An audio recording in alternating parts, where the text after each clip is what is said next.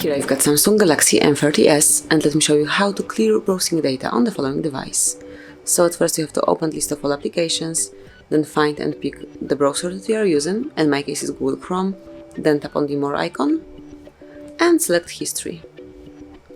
So if you would like to clear all browsing data, just click on clear browsing data. And here you've got some basic and advanced options. So under basic you will find browsing history, cookies and site data, and cut images and files. And then under advanced you can also mark saved passwords, auto-fill from data, and also site settings.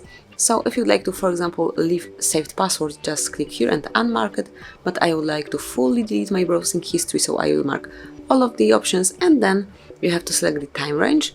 Just click here and pick if you would like to remove content from your browser from last hour, last 24 hours, last 7 days, 4 weeks, or all time. And I will pick all time because I would like to fully remove contents, and then tap on clear data right here.